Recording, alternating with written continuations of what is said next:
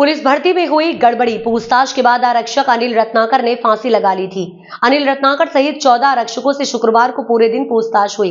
सभी का बयान भी लिया गया। इसके बाद शनिवार को आरक्षक अनिल की पेड़ पर फंदे से लटकी लाश मिली। इसे लेकर कांग्रेस प्रदेश अध्यक्ष दीपक बैज ने कहा कि पुलिस भर्ती महाघोटाला सामने आया है। मृतक की संदिग्ध परिस्थितियों में मौत होती है। हथेली में लिख कर जाते हैं कि इसमें बड़े लोग संलिप्त हैं। क्या सरकार इस मामले में सीबीआई जांच करेगी? तो वहीं इस पर कैबिनेट मंत्री केदार कश्यप ने कहा कि आरक्षक की मौत के मामले में 4 लोगों पर कार्यवाही हुई है। दीपक बैज को पिछले 4 साल में हुए घोटालों पर जांच की बात करनी चाहिए। कानून सबके लिए बराबर है। गृह मंत्री मुस्तैदी से काम कर रहे हैं। राजनांदगांव में पुलिस आरक्षक भर्ती में बड़ा गड़बड़ी का मामला आया है और सरकार किसी हैदराबाद की निजी कंपनी को वहां पे काम दिया है पुलिस भर्ती में टेक्निकल आधार पर, ताकि कुछ भी गड़बड़ी ना हो सके। लेकिन जिस तरह से छत्तीसगढ़ के युवाओं के साथ भारतीय जनता पार्टी की सरकार अपनी चहेतों को पद देने के लिए पद को बेच रही है और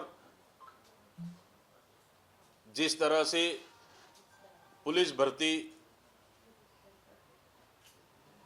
महाघोटाला सामने आया है, कहीं न कहीं छत्तीसगढ़ के युवाओं के साथ खिलवाड़ है।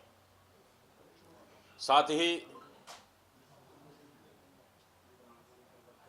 जो मृतक अनिल, क्या नाम, अनिल रत्नाकर की संदिग्ध परिस्थितियों में मौत होती है और मौत के बाद उन्होंने अपने हथेली में सुसाइड अपने हथेली में लिखकर जाते हैं कि हमें फंसाया जा रहा है, इसमें बड़े अधिकारी और बड़े लोग इन्वॉल्व हैं। मैं पूछना चाहता हूं इस सरकार से कि विष्णु का सुशासन के नाम से बड़ा दावा करने वाले वो बड़े अधिकारी और वो बड़े कौन है इन्वॉल्व, कौन कौन इसके जिम्मेदार हैं? क्या इसके जिम्मेदार गृह मंत्री हैं? क्या इसके जिम्मेदार वहां पे पद में बैठे हुए बड़े बड़े अधिकारी हैं जो अपने चहेतों को नौकरी दिलाने के नाम से अपने मनपसंद अंक नंबर दिए जा रहे थे और बाकी युवाओं के साथ उनके भविष्य साथ खिलवाड़ कर रहे थे? क्या इस मामले को लेकर सरकार सीबीआई जांच करेगी? क्योंकि हर छोटी छोटी घटनाओं पे सरकार सीबीआई जांच का ऐलान किया है, लेकिन छत्तीसगढ़ प्रदेश कांग्रेस कमेटी आज मांग करती है कि इस मामले को लेकर छत्तीसगढ़ के युवाओं से जुड़ा हुआ है, इसलिए राजनांदगांव आरक्षक भर्ती घोटाला में सीबीआई जांच होनी चाहिए, ये छत्तीसगढ़ प्रदेश कांग्रेस कमेटी मांग करती है। और दूसरा, गृह मंत्री को सीधा सीधा इस्तीफा या बर्खास्त कर देना चाहिए, क्योंकि गृह मंत्री का जिम्मेदारी बनती है और कहीं ना कहीं उनके इशारे पर इस तरह का घोटाला को अंजाम दिया जा रहा था और कहीं ना कहीं इसमें छोटे से लेकर एक सिपाही से लेकर बड़े अधिकारी और सरकार के गृह मंत्री से लेकर बड़े लोग शामिल हैं।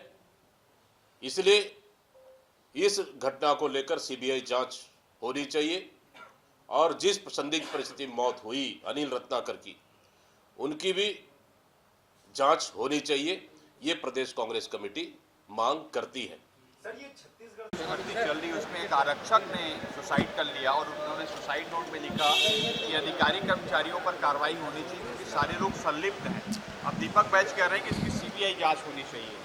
देखिए, जहाँ तक जो आरक्षक की मौत हुई है, सुसाइड हुआ है, उस पर 4 लोगों के ऊपर कार्रवाई भी हुई है।